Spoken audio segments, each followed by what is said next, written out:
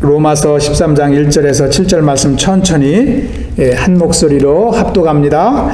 각 사람은 위에 있는 권세들에게 복종하라. 권세는 하나님으로부터 나지 않음이 없나니 모든 권세는 다 하나님께서 정하신 바라. 그러므로 권세를 거스리는 자는 하나님의 명을 거스름이니 거스르는 자들은 심판을 자취하리라. 다스리는 자들은 선한 일에 대하여 두려움이 되지 않고 악한 일에 대하여 되나니 네가 권세를 두려워하지 아니하려느냐? 선을 행하라. 그리하면 그에게 칭찬을 받으리라. 그는 하나님의 사역자가 되어 네게 선을 베푸는 자니라. 그러나 네가 악을 행하거든 두려워하라. 그가 공연히 칼을 가지지 아니하였으니 곧 하나님의 사역자가 되어 악을 행하는 자에게 진노하심을 따라 보응하는 자니라. 그러므로 복종하지 아니할 수 없으니 진노 때문에 할 것이 아니라 양심을 따라 할 것이라. 너희가 조세를 바치는 것도 이로 말미암음이라. 그들이 하나님의 일꾼이 되어 바로 이 일에 항상 힘쓰느니라. 모든 자에게 줄 것을 주되 조세를 받을 자에게 조세를 바치고 관세를 받을 자에게 관세를 바치고 두려워할 자를 두려워하며 존경할 자를 존경하라. 아멘. 여러분, 저와 여러분은 이 땅을 살아가지만 하나님 나라의 시민권을 가진 천국의 백성인 줄 믿습니다. 우리가 하나님 나라의 시민이지만 하나님 나라에 가기까지는 이 땅의 삶을 살아갈 수밖에 없습니다. 그래서 우리는 이 땅의 시민권 또 하늘의 시민권, 이 두 가지 시민권을 가지고 살아갑니다. 그런데 때로는 우리가요 갈등을 겪을 때가 있는데 이 시민권이 두 개이기 때문에 갈등을 겪을 때가 있습니다. 어떤 때는 하나님의 말씀과 또 이 땅의 권세와 질서가 충돌할 때가 있기 때문입니다. 우리가 신앙생활을 하다 보면 그런 때를 종종 경험하지 않습니까? 하나님의 뜻을 따르자니 또 이 땅의 법을 또 어기는 것 같고 또 이 땅의 법을 따르자니 하나님께 불순종하는 것 같은 그러한 때가 있을 수가 있습니다.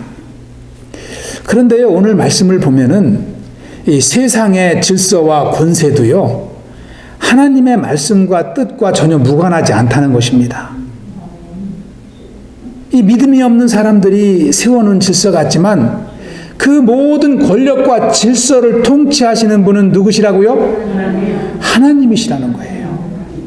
그래서 모든 세상의 권력과 권세와 질서도 다 하나님의 뜻에 따라서 움직인다는 것이 오늘 말씀입니다. 여러분, 특별히 오늘 말씀은 로마가 세상을 지배하던 2000년 전으로 돌아갑니다. 로마는 기독교를 핍박하였던 나라입니다. 그런데 그 권력을 순종하라고 말씀하고 있습니다. 어떻게 그 권력에 순종할 수 있을까요? 왜 순종해야 되는지 그 지혜가 오늘 말씀에 기록되어 있습니다. 여러분, 우리가 합독한 1절 말씀을 한번 보시기 바랍니다. 1절 말씀은 명령으로 시작합니다. 각 사람은 위에 있는 권세들에게 복종하라. 너무 간단 명료하게 위에 있는 권세들, 여기서 위에 있는 권세가 어떠한 권세라고 구분하지 않았습니다. 모든 권세를 말하는 것입니다. 여기서 각 사람이라는 것은요, 교회 안에 있는 성도든 교회 밖에 있는 시민이든 믿음의 분량에 불문하고 누구든지 권세에 순종해야 된다는 것입니다. 여기서 복종하라고 이렇게 말씀하고 있는데 이 복종하라는 단어는 영어로 submit이라고 되어 있어요. submit. 이것은 obey, 순종하라는 단어보다도 더 강한 표현입니다. 그래서 우리가 초이스가 없이 세워진 질서와 권세 앞에 우리가 굴복해야 된다는 거예요. 개역 성경에는 굴복하라고 되어 있습니다. 그냥 완전히 복종하는 것입니다. 왜 오늘 저와 여러분이 나누는 성경 말씀에서는 세상의 권세에도 우리 성도에게 굴복하라고 말씀하는지 우리가 말씀을 통해서 함께 은혜를 나누길 기도합니다.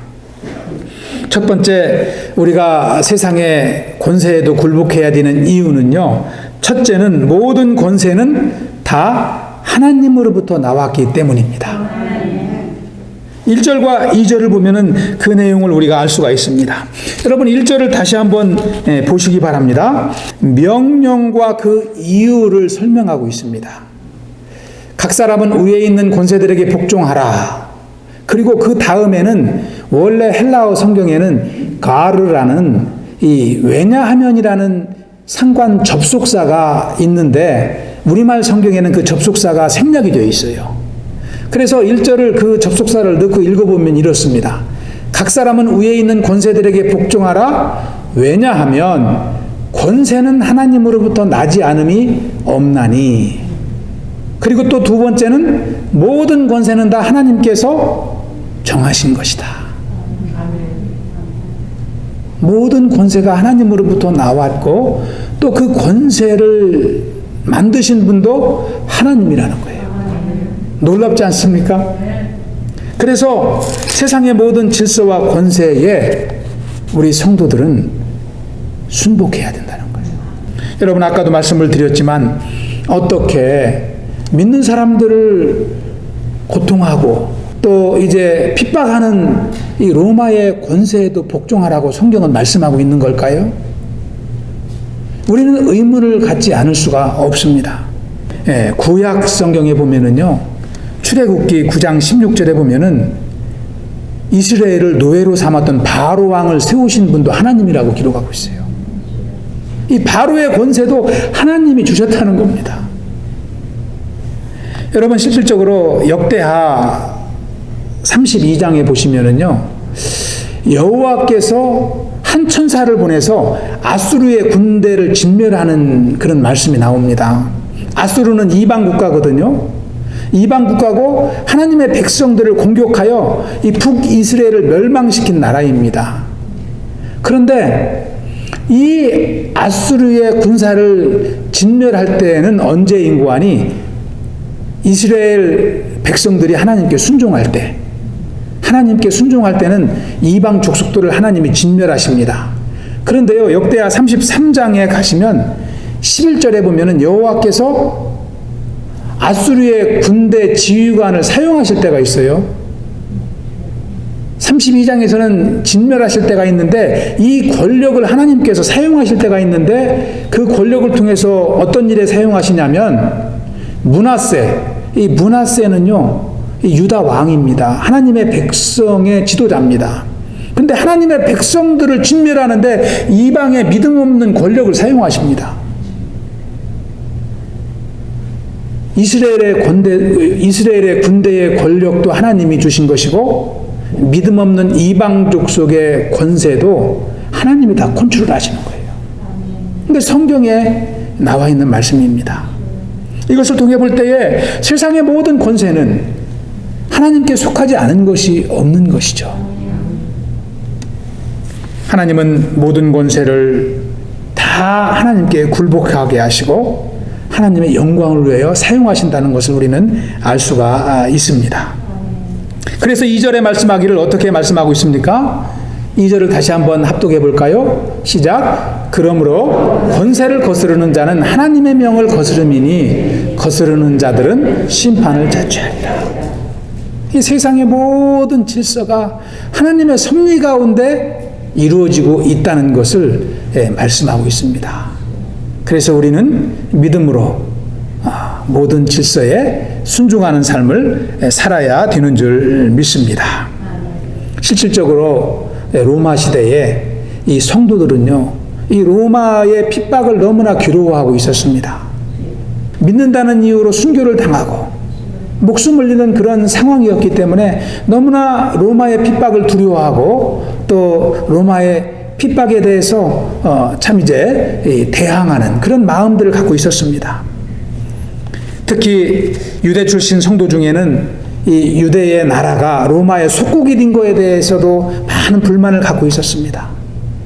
그리고 하나님께도 자원하는 예물을 드리는데 로마 황제에게는 의무적으로 세금을 바쳐야 됐습니다. 그런 것들에 대해서도 너무나 힘들어했던 것이 사실입니다. 그런데도 이 로마서를 기록한 사도 바울은 뭐라고 말씀합니까? 복종하라는 거예요. 그 로마의 권세에 복종하라는 것입니다.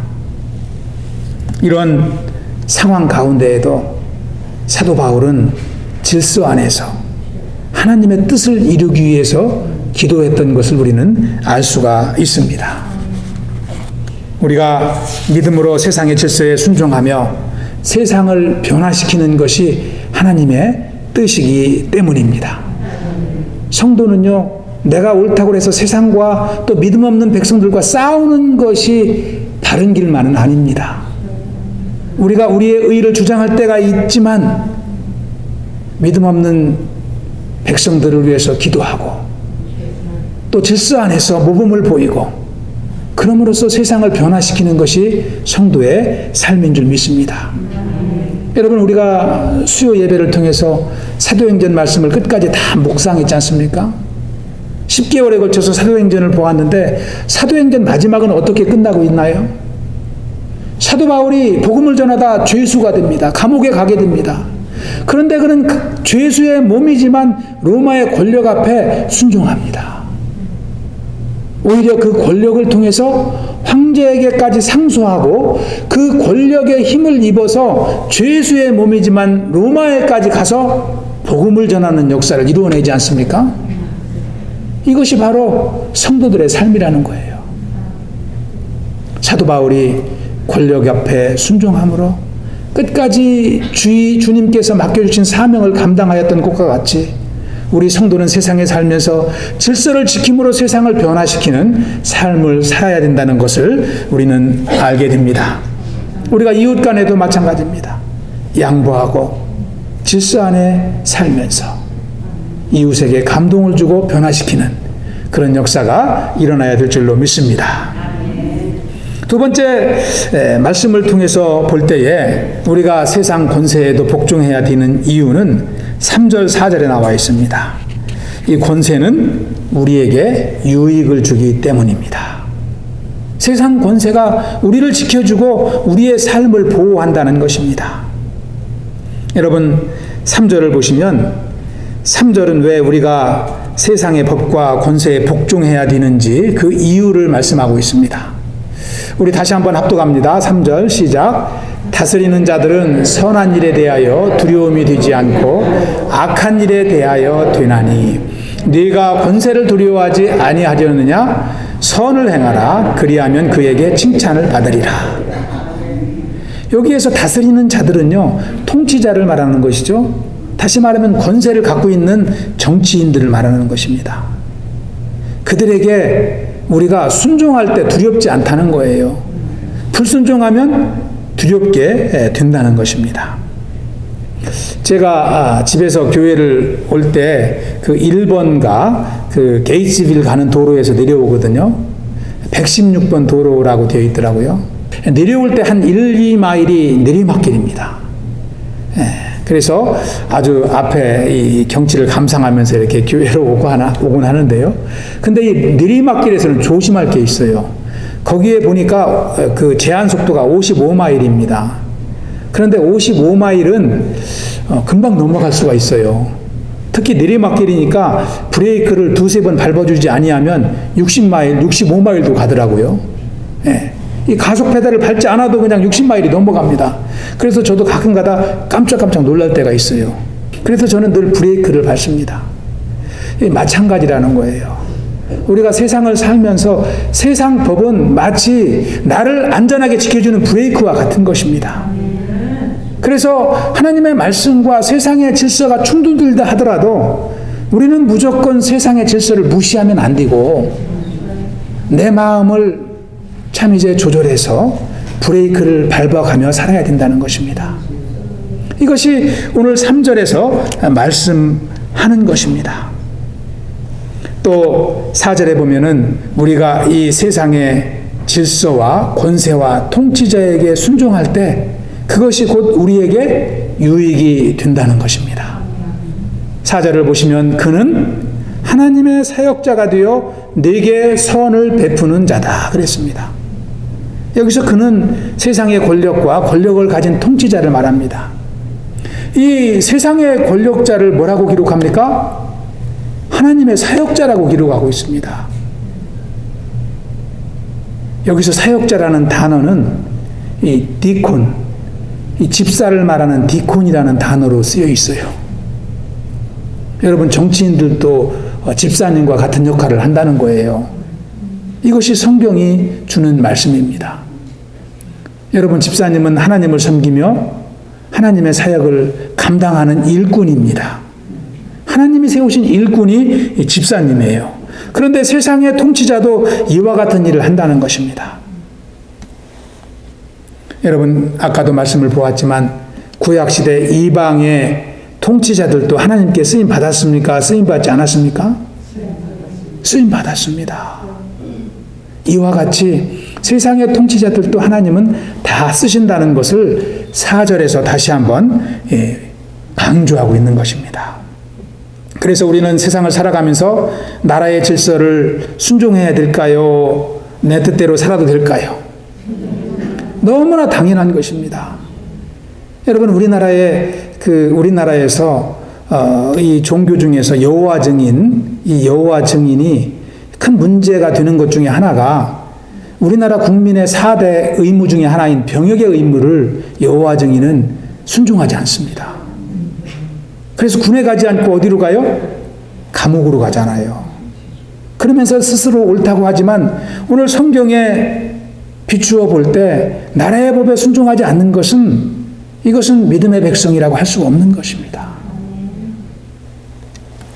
우리 나라의 법에 순종할 뿐만 아니라 성경은 나라를 위해서 기도하라고 되어 있어요.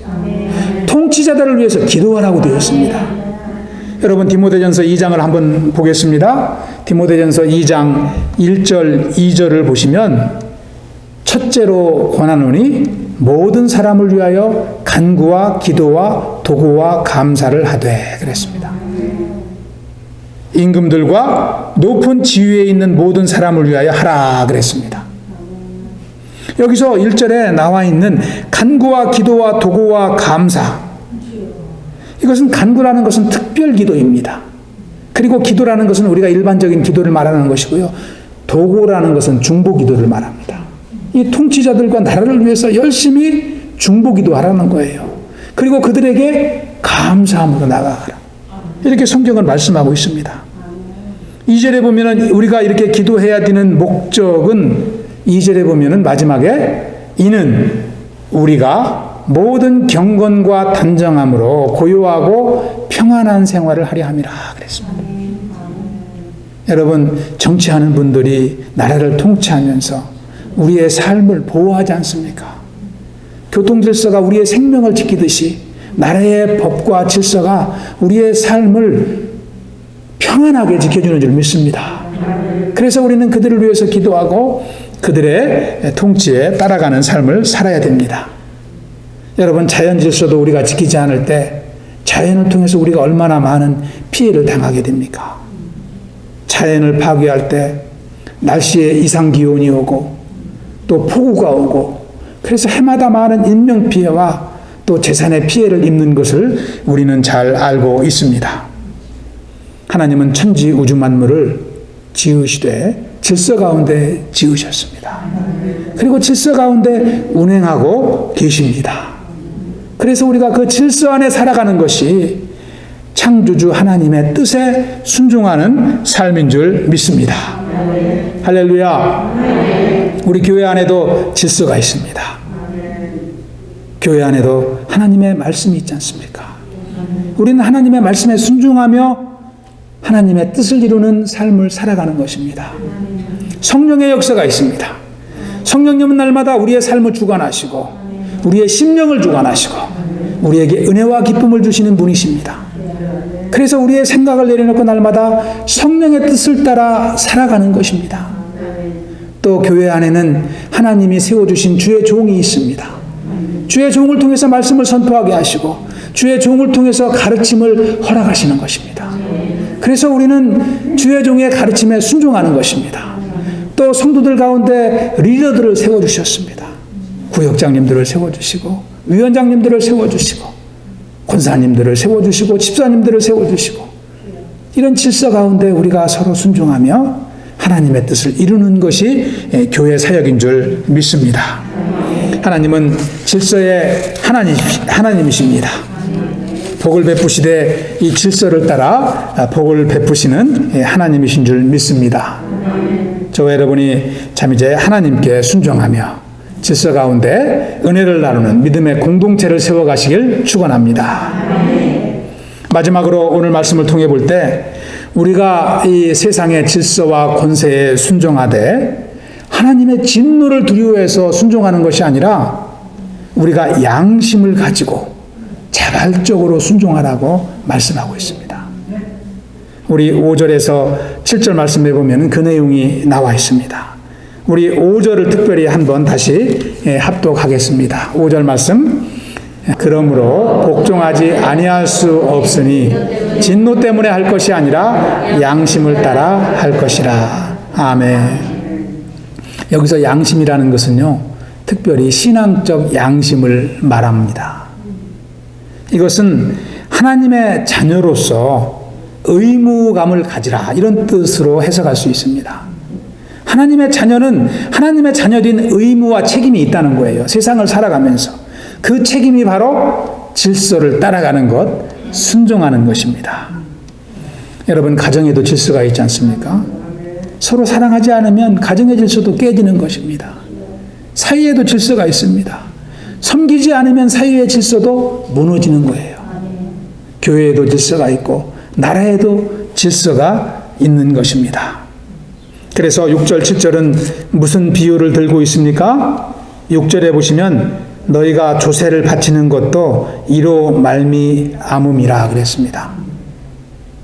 우리가 세금을 내는 것도 신앙의 양심을 따라 하는 거예요.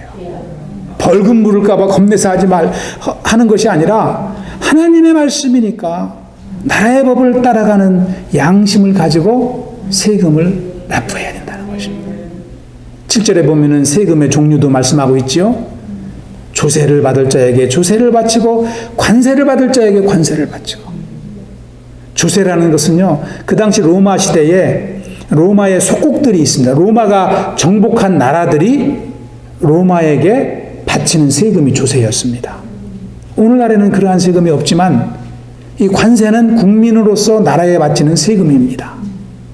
그런데 우리가 나라를 빼앗겨서 억울하게 세금을 빼앗기지만 그 세금마저도 바치라는 거예요.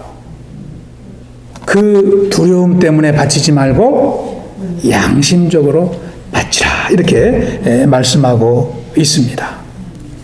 여러분 신앙의 양심을 따라 하라는 것은 하나님의 뜻을 늘 분별하면서 하나님께 순종하듯이 하라는 말씀입니다.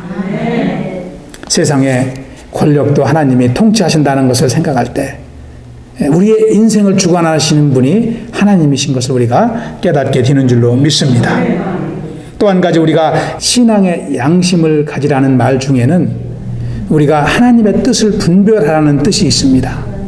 다시 말씀드리면 나라에서 우리에게 질서를 세웠지만 그 질서가 하나님의 말씀과 뜻의 정면으로 배치되는 것은 우리가 순종하지 말라는 말도 포함되어 있다고 볼 수 있습니다. 예를 들어서 나라가 법을 정하는데 낙태 운동을 장려하는 법을 세운다든지 폭력을 장려하는 운동을 세운다든지 그런 법에는 우리가 따라갈 수가 없는 것입니다. 다시 말하면 반윤리적이고 반도덕적인 법을 따라갈 수는 없다는 것입니다. 그것이 양심을 따라 하라는 말 속에 포함되어 있습니다. 하나님의 백성으로서 하나님의 뜻을 이루고 사람들을 영혼들을 세우는 역사 가운데 저와 여러분이 참 질서에 순종함으로 하나님께 영광 돌릴 수 있길 축원합니다. 오늘 말씀을 정리합니다. 여러분 일본에 가시면요 제국 호텔이라는 호텔이 있다고 합니다. 저는 직접 보지는 못했습니다만은 아주 웅장한 호텔입니다. 이 제국 호텔을 설계한 사람이 미국 분이에요. 그 밑에 이름이 나오죠. 프랭크 라이트라는 분이 이 호텔을 설계를 했습니다. 그런데 이 호텔을 설계하면서 호텔을 짓는데 기초공사를 하는 데만 2년이 걸렸다고 합니다. 오랜 기간이 걸린 셈이라고 그래요. 그래서 이 기초공사를 2년 동안 했기 때문에 돈도 다른 건물에 비해서 2배 이상 들었다고 그래요. 그리고 기초공사를 2년 하고 또 이제 윗부분을 올리는데도 2년이 걸려서 4년에 걸쳐서 이 호텔을 완성했다고 하는데요. 이 프랭크가 이것을 설계하고 이 건물을 완성하고 나니까 사람들의 평이 이 건물은 돈을 많이 들이고 시간을 많이 걸려서 한 건물이기 때문에 실패작이다 이렇게 평가를 내렸다고 그래요. 그런데 이 제국 호텔이 완성이 되고 52년이 지났을 때 이 동경에 큰 대지진이 일어납니다. 동경에 대지진이 일어났을 때 시내의 모든 건물들이 무너지고 도로가 파괴되고 생명을 많이 앗아갔습니다. 그런데요, 이 호텔은 끄떡이 없었다고 그래요. 그리고 호텔 안에 있는 기물 중에 파손된 것이 하나도 없이 그대로 보존이 되었다고 그래요. 여러분, 52년이 지나서 호텔의 진가를 발휘한 것입니다. 그래서 동경 대지진이 일어나고 나서 이 프랭크 라이트이 어떠한 평가를 받았냐면 일본의 건축사의 신화적인 존재로 평가를 받았다고 그래요. 실패한 건축가라고 이름이 되었었는데 52년이 지나고 나서부터는 그 평가가 완전히 180도 바뀐 것입니다. 신화적인 건축가라는 거예요. 여러분, 우리 신앙생활에도 무엇가 튼튼해야 될까요? 예, 그렇습니다. 기초가 튼튼해야 돼요. 그래야 고난이 오고 환난이 올 때 넘어지지 않습니다. 믿음의 대지진이 일어나도 기초가 튼튼한 백성은요, 무너지지 않습니다. 여러분, 이 기초는 바로 오늘 말씀과 같이 하나님이 세우신 질서에 순종하면서 오는 줄 믿습니다.